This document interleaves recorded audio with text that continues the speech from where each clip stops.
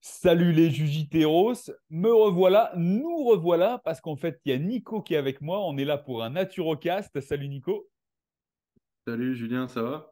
ça va très très bien. Je suis très content de te revoir parce que la dernière fois qu'on s'était vu, bah, c'était pour le dernier Naturocast. C'était lors du Festival Potentiel Humain à Nîmes. Et ce Naturocast, c'est aussi pour nous revoir, échanger de nouveau et puis partager avec ceux qui suivent la chaîne et qui te suivent, qui vont te suivre aussi à l'avenir. Savoir où est-ce qu'on en est, où on en est, savoir qu'est-ce qu'on a fait depuis un mois et quels sont nos projets. Et toi, comment tu vas et qu'est-ce que tu as fait depuis un mois? Alors écoute, je vais très bien. Enfin très bien si, j'ai commencé un boulot d'étudiant à l'usine en tant que prolétaire. D'où l'importance, enfin je me rends compte de l'importance qu'il faut dans la vie d'avoir un truc qui te fasse kiffer parce que, enfin bref, après voilà, c'est cool, ça fait des thunes, etc. Mais c'est tout. Alors, du coup, moi, je sais pas si on en avait déjà discuté la dernière fois, mais je bosse sur la création de ma chaîne YouTube, entre guillemets. Et j'aimerais bien développer tout ça et surtout parler de sujets naturaux. Mais comme j'aime bien comprendre les choses, c'est creuser comment fonctionnent les choses. Et du coup, là, je suis en train de creuser le sommeil. Voilà, donc la première série de vidéos, ce sera sur le sommeil. Parce que, enfin, en parlant du sommeil, tu sais, on dit souvent, ouais, tu dors bien, ouais, je dors bien. Ok, bah c'est tout. On creuse pas le truc et je pense qu'en saisissant l'importance et l'impact que le sommeil a sur notre santé, mais vraiment en le saisissant de manière profonde, je pense que on sera plus motivé à entretenir et faire de notre sommeil un- quelque chose d'hyper important, quoi. Parce que tu le dis tout le temps, non? Fais de ton sommeil une priorité. Exactement, exactement. Moi, tu sais, parce que tu dis, hein, je le rencontre tous les jours avec les clients que j'accompagne et pour moi-même également, hein, tu vois. Mais après, quand on se penche vraiment sur les mécanismes du sommeil, tout ce qui est production hormonale, régénération de l'organisme, l'impact que ça a sur le quotidien, le lendemain, tu vois, ta nuit, en fait, Mhm. définit le lendemain sur ta capacité à éliminer, sur tes comportements alimentaires aussi. Donc ça, c'est vraiment important. Moi, ma question qui vient en tête tout de suite, c'est est-ce que ta chaîne YouTube, elle est déjà créée? Alors, elle est déjà créée, mais j'ai pas de vidéo dessus. Ouais. Je me suis laissé à mon anniversaire pour publier la première vidéo.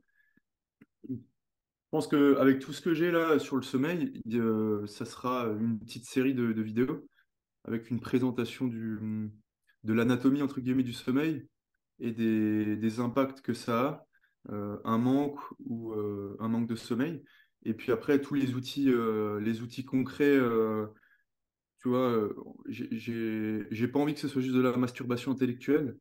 J'ai envie qu'il y ait des idées et des outils qu'on puisse mettre en place, mais une partie théorique est nécessaire pour comprendre comment ça fonctionne, quoi. Tu vois ce que je veux dire? Carrément, Euh, carrément. et donc, voilà, il y aura une série de plusieurs vidéos. Je sais pas encore combien ou quoi, mais en tout cas, là, je suis en train d'accumuler de l'info et de l'expérience. Tu vois, comme je suis en plus en 3x8 au niveau du sommeil, il y a de quoi s'amuser. C'est un peu le bordel, mais C'est justement ce que j'allais poser comme question. Comme tu es sur tu vas créer cette série sur le sommeil et qu'en même temps, en ce moment, tu bosses à l'usine en 3-8, comment toi, enfin, tu vas pouvoir avoir l'expérience, si je puis dire, du ouais. terrain, dire, OK, ça a tel impact, observer tes propres comportements et voir quels outils tu peux apporter. Parce que moi, une chose que j'ai régulièrement aussi, c'est des gens qui travaillent en 3-8 ou des gens qui travaillent dans le milieu hospitalier qui bossent de nuit et tout. Et après, comment on fait avec ce boulot pour récupérer, quoi? Tu vois, ça, tu vas Ouais. l'aborder, ça? Bien sûr, ouais, ouais, bien sûr. C'est vrai qu'il y a beaucoup de gens qui travaillent de nuit, notamment, je pense aux infirmières et, enfin, pas que, mais à l'hôpital, ce genre de choses. Enfin, Alors déjà, il faut savoir qu'on n'est pas fait pour je vais vous couper l'herbe sous le pied, mais on n'est pas fait pour bosser la nuit. Et en parlant des infirmières, tu vois, l'OMS, enfin le travail de nuit, l'OMS a classé le travail de nuit comme probablement cancérigène. Donc tu vois, c'est vraiment qu'on n'est pas fait. Mais en revanche, à côté, tu auras des petits tips, des petits outils à mettre en place pour essayer au mieux de caler ton rythme circadien et puis, puis enfin, de rattraper, de gommer au maximum les effets indésirables du manque de sommeil, tu vois, notamment avec des siestes. Et il faut que ce soit fait au bon moment. La consommation de caféine, pareil, il faut que ce soit fait au bon moment. L'exposition à la lumière, tu vois, par exemple, je sais pas, un exemple tout con, travail de nuit. Je commence à 21h, je finis à 5h. J'ai pour habitude de me lever hyper tôt, entre 6 et 8 heures. Ouais, globalement, c'est entre 6 et 7 heures, mais bref. Et donc, je vais dehors, tu vois, je m'expose à la lumière du soleil. Mais par exemple, si je bosse de nuit, je mets jamais de lunettes de soleil, hein. Si je bosse de nuit, je vais essayer de décaler au maximum l'exposition à la lumière forte pour décaler au maximum le rythme circadien, tu vois. Donc, par exemple, le matin, je vais éviter de sortir, ou en tout cas, je vais sortir mais avec des lunettes de soleil, tu vois. Parce que la lumière, une mise à jour pour ton cerveau, tu vois, pour régler ton rythme circadien. Mais tout ça, je vais l'aborder et ça a l'air un peu brouillon là, comme ça, mais je vais essayer de construire un truc cool. Mais oui, le travail de nuit, etc., je vais aborder tout ça. Ouais, ça va être détaillé, j'imagine bien, parce que je te connais là, cette vidéo. Et après, moi, je peux aussi te parler d'expérience sur le travail de nuit, parce que bah, toi, j'ai été militaire, j'ai travaillé dans le milieu de la sécurité. Militaire, quand tu es en manœuvre ou en opération, ben, c'est 24-24 avec des petits moments de récup. Alors, quand tu es jeune, tu récupères assez rapidement, mais après, tu te rends compte au bout d'un certain temps que tu es très fatigué ou ta capacité de réflexion est amoindrie. Et après, quand j'ai travaillé dans le milieu de la sécurité, je me rappelle, il y avait une équipe. Alors, j'ai bossé de nuit, hein, bien évidemment, et là, ça te décale hein, complètement, mais il y avait aussi une équipe qui bossait de nuit en permanence. Et tu voyais, hein, les gars, par rapport au reste des équipes, ils faisaient 10 ans de plus que leur âge actuel, tu vois. Donc, Ouais. c'est vraiment qu'il y a un impact, il y a un impact direct sur ton organisme. On va pas aller plus loin là-dessus. Il y a plein d'autres choses à dire, j'imagine, parce que là, toi, tu as mis les gens en appétit pour s'abonner sur ta chaîne YouTube. Ta chaîne YouTube, elle s'appelle comment? Comment on peut te retrouver? Elle s'appelle Essentialist TV, tout Essentialiste simplement. TV, Mais je- on mettra le lien sous la vidéo. Donc, vous n'hésitez pas à mettre pause et aller voir en dessous dans le descriptif de la ouais. vidéo. Petit teaser juste pour finir. Je te parlais d'interviews que j'ai réussi à booker. Enfin, j'ai pas les dates, mais en tout cas, j'ai déjà contacté les intervenants et ils sont d'accord pour participer. Donc, il y aura évidemment PBK, Julius de PBK, on va parler alimentation et société. J'ai Pierre Dufresne de Vérisme TV, qui est chaud patate aussi pour. J'ai Sébastien de Inaltera, tu sais, de Grounding sur le Earthing, l'exposition, enfin la marche pieds nus, l'exposition à la Terre. Oui, les choses dont on avait parlé la dernière fois. Exactement. J'ai Pierre Etchard. J'ai Pierre Etchard qui est aussi chaud pour l'interview. Et Fabien Moine.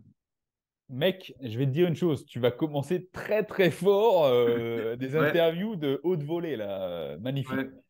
Ah ouais, je suis magnifique, content. Maintenant, il excellent. n'y a plus qu'à préparer le truc, etc. Enfin bref. En tout cas, c'est mis en place. Excellent. Bah ça, tu vois, déjà, tu vois, en un mois, tu as mis quand même pas mal de choses en place. Tu as créé cette chaîne, tu as contacté les gens, Ouais, tu fais le boulot. Donc, tu vois, tous les gens qui sont dans le milieu de la création de contenu savent que ben, ça demande des efforts, ça demande du temps. Et en plus, tu fais ça en parallèle de ton boulot que tu fais, ben, boulot d'étudiant, toi, pour aussi financer tes ouais. études et autres. Mais en même temps, depuis qu'on s'était vu la dernière fois, tu as passé tes examens d'ostéo. Ouais, ouais, j'ai passé mes partiels et Et comment ça s'est passé? bah écoute, super bien, hein.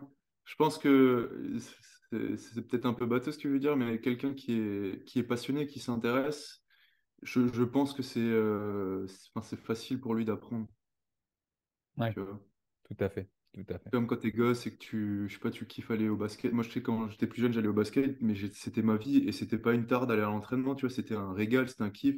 Le soir, j'attendais juste que je puisse aller aux entraînements pour m'amuser. Et puis, je m'entraînais même avec les seniors, etc. Enfin, bref. Mm. Donc, je pense que pour les vidants, rien de coûteux, comme dirait Ouais, Pierre Dufresne.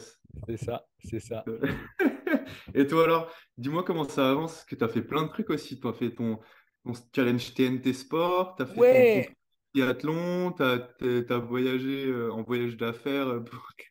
Explique-moi tout ça. Plein de choses, plein de choses. Alors déjà, je vais reprendre dans l'ordre chronologique. Quand on s'était vu la dernière fois, on était au Festival Potentiel Humain et j'allais faire une conférence, conférence sur l'alimentation et la performance. Par où commencer? Tu étais là, hein, tu as vu, tu as filmé. Bientôt, il y aura des extraits de vidéos que je diffuserai sur la chaîne YouTube ou sur les réseaux sociaux. Donc ça nous a permis ici de contacter, de prendre contact avec pas mal de personnes, tu vois, avec lesquelles on se voit normalement que sur les réseaux. Donc, il y a eu ça. Après, comme tu l'as dit, j'avais un triathlon et un challenge de deadlift que j'ai fait dans le même week-end. Et voilà. Donc, c'est-à-dire que le samedi, je faisais un concours de deadlift, donc le soulevé de terre, pour ceux qui ne connaissent pas, et c'était en endurance, c'est-à-dire qu'on prend une charge. La charge sur laquelle j'étais inscrit, c'était 150 kilos, et il faut lever un maximum de fois. Et moi, j'ai fini deuxième de ma catégorie avec la charge 150 kilos. J'ai fait 17 répétitions. Ah ouais. Et j'ai échoué à une répétition du premier. Mais vraiment, j'étais très content de moi parce que j'ai battu mon record. J'étais très, très content de moi. Et puis, j'étais très content aussi parce que je l'ai fait devant mon fils qui m'avait accompagné, qui voulait vraiment m'accompagner. Donc, tu vois, ça, c'est aussi semer des graines dans son cerveau, pas forcément pour devenir une brute de deadlift, mais pour se Ouais. dire que, ouais, en fait, tu peux réussir quand tu t'entraînes parce qu'il sait très bien comment je m'entraîne, Mm. l'implication que ça demande pour réussir. Tu vois, c'est pas juste l'aboutissement, c'est tout le travail qui est fait avant pour avoir ce résultat. Tu vois, donc ça peut être valable Ouais. pour le sport, mais aussi pour le travail en général. Donc j'étais très content de ça le samedi. Et bien évidemment, le lendemain, j'avais un triathlon. C'était mon premier triathlon. Je suis très content de moi parce que j'ai fait une bonne performance par rapport à moi. J'y allais pas avec un but de gagner ou autre. Le but, c'était déjà de me faire plaisir, de ne pas me blesser, de prendre vraiment du plaisir. D'ailleurs, j'ai rédigé un article qui est sur mon site. Je mettrai le lien en dessous où j'explique un petit peu mon ressenti de l'intérieur tout au long de ce triathlon. Mais tu vois, on était entre 250 et 300 participants. J'ai fait 85 ou 86e, là, je ne sais plus exactement. À la sortie de la natation, je suis 130e. Et à la fin, je finis 86e. C'est-à-dire que après, en vélo et en course à pied, je regagne plus de 40 places. Voilà quoi. Et dans mon groupe d'âge, j'ai vu après dans le classement, je suis 6e. Donc Ah ouais. j'étais très content pour une première. Bah ouais, tu Et, m'étonnes. et surtout un lendemain de deadlift. Le deadlift que j'ai un peu senti. Ouais, le deadlift, je l'avais senti dans les lombaires en vélo, parce que tu sais, le vélo, c'est souvent sur un triathlon, tu as une partie montée. Tu vois, il y avait une belle montée, et en haut de la montée, je sentais vraiment dans les lombaires. J'étais content d'arriver en vélo. Mais voilà, donc ça c'est cool. Je vais entretenir ça, hein, ces sports de triathlon, parce que ça me plaît. C'est trois sports, tu vois, natation, Ouais. vélo, course à pied, que j'ai toujours pratiqué, que j'ai laissé tomber pendant un temps. Et en fait, j'ai pris beaucoup de plaisir. J'adore nager, j'adore le vélo. Un peu moins courir, parce que j'en ai fait beaucoup, beaucoup, peut-être trop par le passé. Donc voilà. Donc ça, c'était le week-end sportif. Euh, Alors, juste, Julien, si je peux te poser une question, parce que moi, tout ça, ça m'intéresse d'apprendre des autres. Et maintenant, si tu avais des axes d'amélioration, tu vois, qu'est-ce que tu fais de différent la prochaine fois en préparation de deadlift enfin, du challenge deadlift et du challenge triathlon? Qu'est-ce que tu implémentes? Qu'est-ce que tu fais de différent par rapport à ce que tu as fait pour avoir une meilleure perf? alors, déjà, si je veux une meilleure perf en triathlon et au deadlift, il ne faut pas que je fasse les deux dans le même week-end. C'est Ouais, clair et net. C'est clair et ok. net parce que je sais que dans ma préparation au deadlift, à un moment donné, je sais que j'aurais pu taper 20 répétitions à 150 kilos. Mais on sait que l'effort du triathlon est différent et peut potentiellement te faire perdre en force parce que tu as plus cet accès sur le côté endurance. Ouais, Donc voilà, je ne ferai pas les deux en même temps. Pour ma préparation deadlift, franchement, je ne changerai rien. Je ne changerai rien. Pour ma préparation triathlon, je m'y prendrai plus tôt pour performer ok. mieux. Parce que là, je m'y suis pris un petit peu, toi, on va dire 2 mois avant. Et l'entraînement n'a pas été faramineux parce que euh, j'aime beaucoup la musculation, j'aime beaucoup le jiu-jitsu brésilien, j'aime beaucoup le deadlift. Donc à un moment donné, il faut faire des choix. Ouais, Et puis après, tu sais où j'habite, hein, en Haute-Savoie, fait pas toujours super beau. Et quand tu n'es pas dans cet élan de cet effort en extérieur, ben, c'est toujours des fois difficile de se dire, bah, ok, je vais me faire une sortie vélo alors que il pleut à verse ou autre, et je préfère me faire une séance de muscu ou de deadlift à la place, tu vois, ou de Ouais. jiu. Mais là, avec l'été qui est là, même si c'est pas une excuse, tu vois, je me suis rendu compte que, tu vois, pour mettre le pied à l'étrier, tu vois, on parlait d'habitude et de mettre en place des habitudes la dernière fois. Il faut aussi qu'il y ait mettre en place des conditions propices à l'exécution de la chose qu'on veut établir. Et là, pour les sports du triathlon, ben, il faut le climat. Parce que moi, je nage que en eau vive. Je ne vais pas nager en piscine. Donc, moi, c'est directement dans le lac Léman. Une des premières séances que j'ai fait en natation, tu vois, l'eau était à 13 degrés. Quand j'ai passé 20 minutes en nage, en maillot de bain, hein, je n'avais pas mis de combi, hein, en maillot de bain à 13 degrés à nager pendant 20 minutes, tu sens tes doigts qui commencent à refroidir, et puis quand tu sors, tu es 30 minutes à te geler. Bon, voilà. Donc, je changerais ça, je m'y prendrais plus tôt. Peut-être que j'aurais fait un peu de piscine, faire un peu plus de travail de fond. Voilà ce que j'aurais changé. Ok, d'accord. Bah, Ensuite, en tout cas, bravo. bah, écoute, merci. Mais de toute façon, j'ai fait un article, hein, comme je l'ai dit, j'écris vraiment tout mon ressenti, ce que j'ai mangé, le matériel utilisé, ce que j'ai consommé pendant la course. Donc ça, c'était intéressant. Ensuite, ben, comme tu l'as dit, j'ai fait un petit voyage d'affaires, façon de parler, hein. Comme on en avait parlé lors du dernier Naturocast, je veux planifier des stages en Espagne. Ben, ce sera à côté d'Alicante, et donc j'ai pu ben, aller nager, j'ai pu lier contact avec des clubs de jiu-jitsu sur place. Et donc ça s'est très bien passé. Eux sont déjà vraiment d'accord pour que je puisse venir avec des stagiaires sur place. Et donc il y a l'opportunité de faire plusieurs cours par jour en grappling ou en jiu-jitsu brésilien. Donc ça c'est cool. Et ça à n'importe quel moment de l'année, parce que c'est vraiment des clubs qui ouvrent des créneaux tout au long de la journée, toute la semaine. Ok. Donc ça c'est cool. Euh, et puis dernièrement, j'ai fait un petit week-end, enfin pendant un après-midi, j'ai eu encore l'opportunité d'être avec des mentors, j'ai envie d'appeler ça des mentors. C'est des gens desquels j'écoute les podcasts, et en fait j'ai passé la journée avec. Tu sais, je parle de David Nicolas de Limitless Project, Mhm. Slim du podcast Movers, et Rudy Koya du podcast Super Physique ou du podcast Leadercast. C'est trois gars que j'écoute en permanence, avec lesquels je communique beaucoup. Et on a passé une après-midi, enfin, on a mangé ensemble, on a fait rando, on allait se baigner dans le lac à côté de la maison, là. On a vraiment passé un moment très constructif, on s'est bien marré. On a parlé au niveau des prestations qu'on fournissait, le bon prix, on a parlé mindset, on a parlé vraiment développement personnel. C'était vraiment super intéressant, et c'est des choses que je peux vraiment vous encourager. C'est entourez-vous de gens qui vous tirent vers le haut. Hmm. Moi, ces trois personnes, je m'en inspire en temps normal pour les attirer à moi. Et ben, en fait, je vais écouter leur podcast, et c'est comme s'ils étaient autour de moi, pas tous les jours, mais très régulièrement. Donc, ça va influencer aussi mon mindset, mon comportement. Et le fait de se visualiser avec eux, ben, tu vois, dans ma vie de tous les jours, ben, j'ai créé cette opportunité, j'ai été avec eux et j'ai passé un super moment. Et ça me fait penser à une chose, toi, c'est le côté visualisation d'un Hmm. moment extra.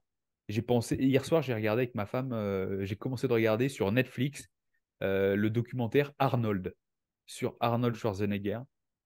Je vais te dire, ça m'a pumpé parce que lui, il a parlé vraiment visualisation. Tu vois, c'est le gars qui part d'un petit village en Autriche, et il s'est visualisé. Il explique vraiment dans le documentaire comment il s'est visualisé. Vraiment, je vous encourage à aller le voir. Je ne suis pas du genre à vous encourager à aller regarder la télé, mais le pump que ça m'a mis dans le cerveau, j'en ai pas dormi de la nuit. Tu vois, Ah ouais. ouais, j'étais vraiment dans la visualisation. Je me suis mis à la place. Ça m'a vraiment dynamisé. Et ce matin, même si j'ai pas super bien dormi, on revient sur le sommeil, eh ben, je suis pumpé de cette énergie. Et en fait, ça confirme des choses que moi j'ai vécues et que j'ai mis en place par la visualisation. Voilà. Ok. J'ai une question pour toi. Sur Vas-y. le mois qui vient de s'écouler, avec tout ce que tu as fait, est-ce que toi, tu écoutes des podcasts? Est-ce que tu as lu des bouquins spécifiques, et quels sont-ils si c'est le cas? Yes.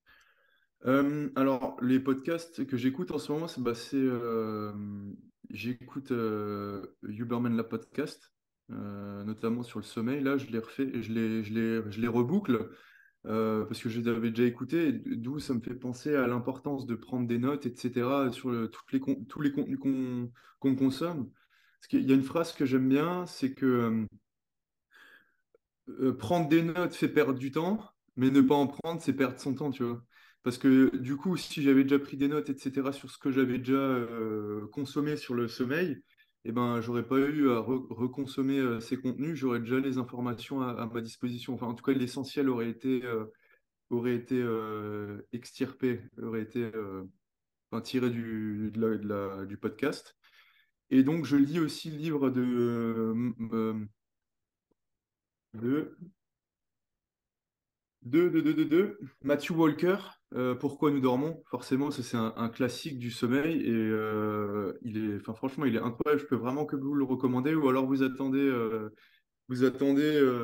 3 semaines d'ici à ce que mes vidéos sortent, parce que ce sera une grosse partie des informations seront tirées de ce livre-là et de ce docteur-là, le docteur Matthew Walker, qui est un docteur sur le sommeil, un docteur du sommeil. Je sais pas s'il est neuroscientifique, mais en tout cas, je sais qu'il étudie énormément le sommeil.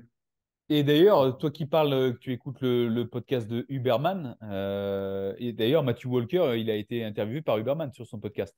Ouais, c'est ça, ouais. Ah, c'est celui-là. Huberman, il a fait deux podcasts sur le sommeil. Il a fait un où il était seul et un autre où il a invité Matthew Walker. Ah, il me semble les avoir écoutés aussi, et j'ai lu ce bouquin également que je recommande à Ouais. tout le monde. Ah ouais, clairement, ouais. Il est vraiment hyper, hyper intéressant et il te fait comprendre pourquoi est-ce qu'il faut que tu dormes, quoi. Et pas juste, tu sais, c'est pas un vieux qui te dit, vas-y, faut dormir 8 heures et il t'explique pas pourquoi. Et donc voilà. Donc ouais, beaucoup de consommation autour du sommeil.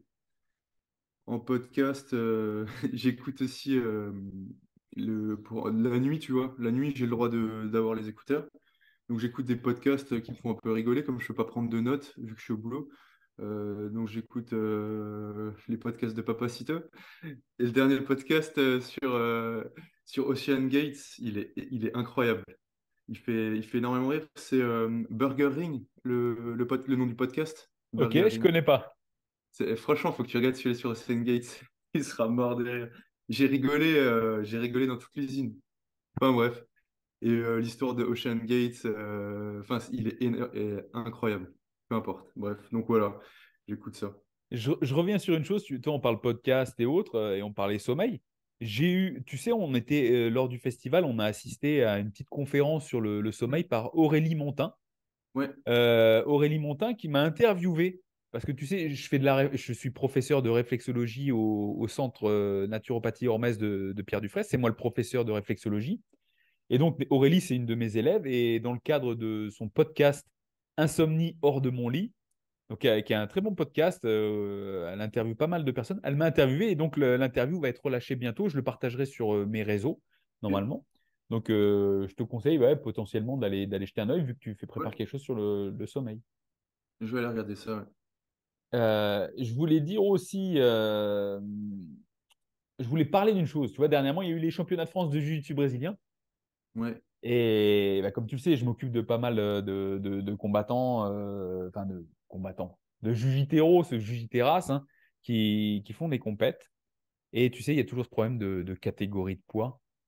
Et il y en a beaucoup qui m'ont contacté 10 jours, 15 jours avant parce qu'ils voulaient absolument perdre 3, 4, 5, 6 kilos pour certains. Et, et même si c'est mon boulot, c'est notre boulot, tu vois, eh ben, moi, pour la plupart, il y en a une que j'ai aidé à faire parce que c'était faisable, c'était vraiment un objectif profond qui lui tenait à cœur. Mais elle avait conscience que d'un point de vue santé, c'était pas optimal. mm, Et donc, elle m'a dit, OK, je le fais, mais c'est la dernière fois. Alors, j'espère qu'elle tiendra parole pour elle, hein, pour se respecter elle-même. Mais il y en a d'autres, je leur ai fait prendre conscience qu'en tant qu'amateur, il n'y a pas d'histoire de gain d'argent, il n'y a pas d'histoire de sponsor, il n'y a pas d'histoire de je fais des compètes tous les week-ends, tu vois. En tant qu'amateur, en faisant quelques compètes de temps en temps, il n'y avait pas lieu de faire subir à leur corps des variations de poids soudaines euh, pour rien, tu vois. ouais, Et ça, je leur ai fait prendre conscience. Et donc, du coup, ils se sont inscrits sur les catégories de poids supérieurs. Et je pense à Dara. Je ne sais pas si Dara elle est abonnée à la chaîne, hein, mais de toute façon, elle me suit sur YouTube, sur Instagram. Dara, elle a fait une médaille. Elle a fait une médaille alors que quand on était dans la séance, elle m'a dit non, mais j'ai peur de combattre au poids supérieur parce que je ne sais pas si je serais capable. Tu vois, beaucoup de dialogue interne qui se dit ah là là, je ne m'identifie pas à cette catégorie, donc je ne vais pas réussir. Et je lui ai dit le jujitsu, dans l'essence du jujitsu, ce n'est pas une histoire de catégorie de poids, c'est une histoire de capacité, de compétences techniques. Tu vois, et au final, en combattant certes dans la fourchette basse de sa catégorie, elle est montée sur le podium. Et là, j'étais très contente pour elle. Et donc, du coup, elle a pris conscience qu'au final, se priver, c'était néfaste pour elle, puisqu'en fait, dans l'histoire de vie, tu vois, chez les gens qui font des compètes à répétition avec beaucoup de variations de poids, ça entraîne des troubles du comportement alimentaire et après, ça peut affecter aussi le bien-être mental, tu vois. Ouais. Et c'est très souvent ce que je peux rencontrer chez des gens qui combattent dans les sports à catégorie de poids. Donc, si vous nous écoutez, avant de faire des pertes de poids pour une compète, des trucs soudains, juste parce qu'on vous dit perdez du poids pour la catégorie inférieure, vous serez plus fort, c'est pas forcément vrai. Même si on peut Ouais. le faire, c'est pas forcément vrai. Puis Qu'est-ce ça que me tu fait en penses, toi? rebondir. Ça me fait rebondir justement sur tout l'aspect préparation. Tu parlais aussi de, je voulais rebondir lors de ton truc de triathlon, l'importance de la préparation. Tu vois, souvent, enfin, en tout cas pour ma part, c'est comme ça. Je me rends pas compte des habitudes que j'ai, enfin de quel impact les habitudes que j'ai aujourd'hui vont avoir sur mon objectif d'ici 3 à 4 mois. Tu vois, quand la saison de Jiu-Jitsu elle va reprendre, les premières compétitions seront en novembre. Je me dis pas déjà, ouais, alors le choix que je vais faire aujourd'hui, enfin, je me place pas dans la catégorie de poids que je veux et je fais pas parce que si tu t'y prends 5 6 mois à l'avance, tu régules doucement et l'importance de la visualisation aussi, tu vois. Mais la préparation, elle est hyper importante dans tout ce que tu vas faire, que ce soit challenge physique ou challenge mentaux. Dans les challenges mentaux, comme les étudiants, ce genre de choses, la préparation, elle est hyper importante. Comment je me prépare pour être optimisé au moment d'apprendre ou pour être optimisé au moment de faire mon combat, enfin peu importe quoi. Et ouais, donc l'importance de la préparation, elle est primordiale. Et c'est vrai qu'il faut s'y prendre à l'avance. Mais c'est un peu à l'image d'aujourd'hui, et je rebondirai aussi sur ce que je voulais te poser la question avant. C'est que la plupart du temps, on voit juste les résultats sans la préparation. Et ouais, moi je veux être champion, moi je veux être le premier de la classe parce que je trouve ça cool, mais je veux être comme lui. Mais sauf que on sait pas tout le travail que lui il a fait pour y arriver, quoi.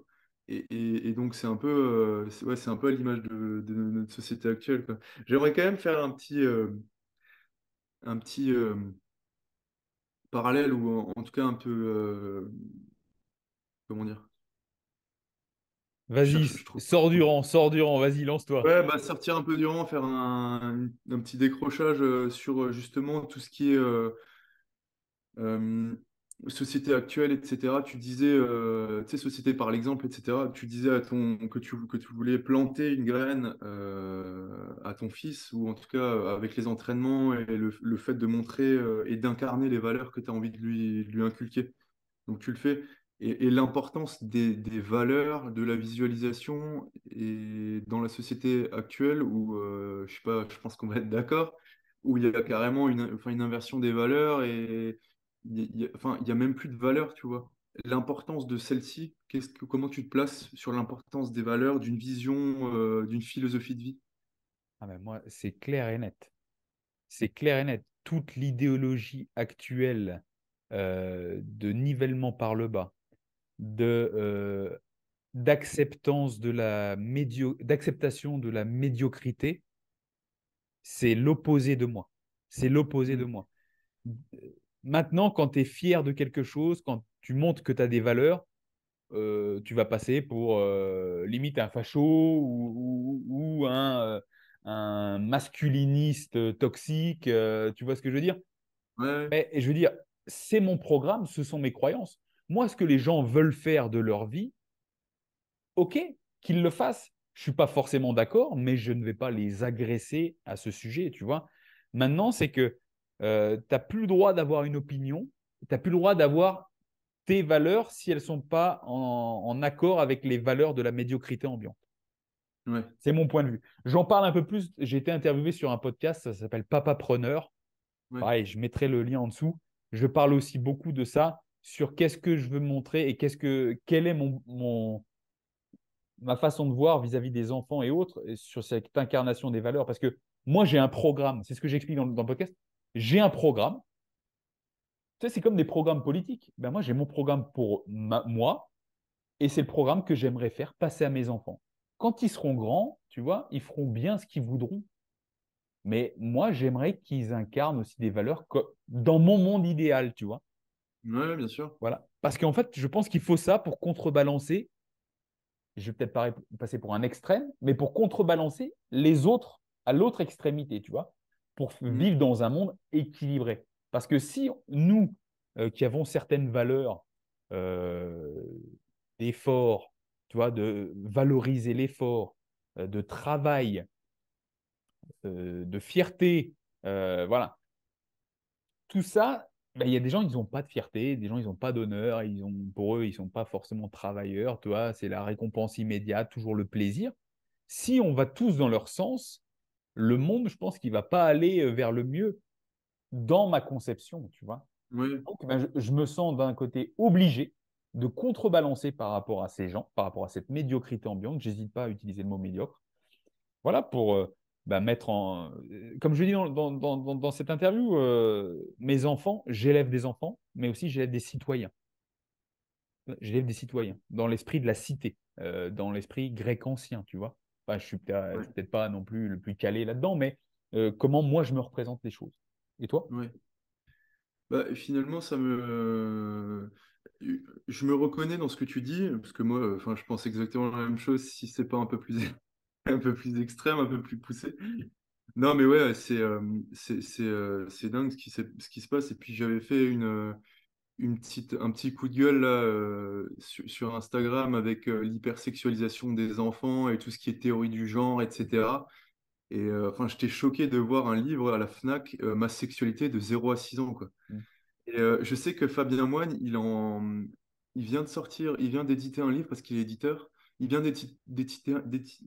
d'éditer un livre sur tout ce qui est justement hypersexualisation, etc. C'est un mec qui va parler de tout ça, mais peu importe. Et ouais, ça m'avait extrêmement choqué parce que finalement, moi, les valeurs qui m'animent, elles sont, je pense qu'on se rejoint énormément sur pas mal de choses. Elles sont profondément humanistes et j'estime que c'est ces valeurs-là qui rendront, entre guillemets, le monde meilleur, tu vois. Enfin, Mais Nico, je sais pas Nico, si tu me Nico, saisis. Nico, on va pas faire la langue de bois, quoi. On sait Ah très ouais, non. bien ce qu'on pense. On sait très bien que là, il n'y a peut-être pas non plus des millions de personnes qui vont nous regarder, mais on sait très bien que sur tous les réseaux sociaux, YouTube et tout, il y a des choses qu'on ne peut pas dire. Sinon, on Ouais, se fait effacer la chaîne. Point à ouais, la ligne. Point à la ligne. Il exact. faut aussi que ben, ceux qui nous écoutent hein, s'en rendent bien compte. Hein. Donc, voilà. On est droit dans nos bottes. Moi, je suis droit dans mes bottes. Ah oui, J'incarne peut-être pas l'alpha male et c'est peut-être pas ce que je veux incarner. Moi, je suis pour le respect homme-femme. Pour ouais. moi, il y a un homme, il y a une femme, on a des enfants. Voilà, c'est un peu à l'ancienne. En tout cas, t'incarnes pas l'homme moderne, quoi. Ça, c'est Voilà, c'est sûr. pas l'homme moderne, voilà, avec le dad bod, féminisé, bourré d'œstrogènes, qui bouffe chez McDo et qui en est fier pour son plaisir. C'est pas Ouais, moi, pour moi, ça, c'est plus bas que la médiocrité, ça. ouais. Ouais, ça me fait penser à un autre truc là, parce qu'il nous reste pas beaucoup de temps, je vois. Il nous reste 2 minutes. Sur justement la féminisation enfin, l'œstrogénisation des hommes. Et j'ai repartagé il n'y a pas longtemps un documentaire que j'avais vu et d'un biologiste, c'est sur mon Instagram. d'un biologiste justement qui avait découvert sur les poissons mâles des cellules femelles, des ovaires qui poussaient sur les testicules. Et tout ça à cause des résidus de pilules, etc. Et j'avais partagé, enfin, je sais pas si on va le mettre en lien ou pas, ou en tout cas, il faudra venir me le demander. J'ai mis à disposition des documents, des documentaires sur l'eau. Le dernier, Zone interdite, il est sorti il y a une semaine et demie, je crois, sur l'eau, l'importance de enfin, la qualité dégradée de l'eau en France, etc. Et ouais, en tout, j'ai 3 documentaires, l'eau dans le monde, l'eau en France enfin, 2 fois sur l'eau en France, mais un en 2000 et maintenant un en 2023 que je pourrais partager.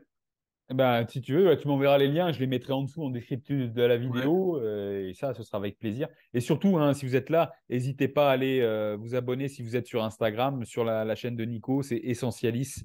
C'est ça, hein, Essentialis 1 peut-être, Essentialis sur Instagram. Essentialiste 1, ouais. Essentialis 1 sur Instagram. Pareil, je mettrai le lien en dessous. Nico, vu qu'il ne nous reste pas longtemps, je vais quand même te poser une question. C'est un sondage que j'ai mis sur Insta cette semaine et j'ai eu beaucoup de réponses. Si pour le reste de ta vie, tu ne devais consommer que 5 aliments, quels seraient-ils? Hmm, l'eau. Allez, l'eau, on ne la compte pas. Ok. Ok. Des graines germées. Peu Ouais. importe, il faut que je choisisse Vas-y, une. vas-y, vas-y, vas-y. Euh, Graines germées, graines germées, avocat, avocat. des œufs, Ouais, forcément. Des œufs, du brocoli. ok. Et il m'en manque un.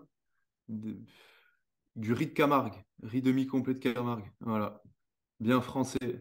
Pas Parfait. l'avocat, mais On va pourquoi pas. conclure là-dessus. Je vais te dire ce que ça a été. Moi, au final, sur les 50 personnes qui ont répondu, et, ça a été le top 3, l'œuf, l'avocat et le chocolat noir.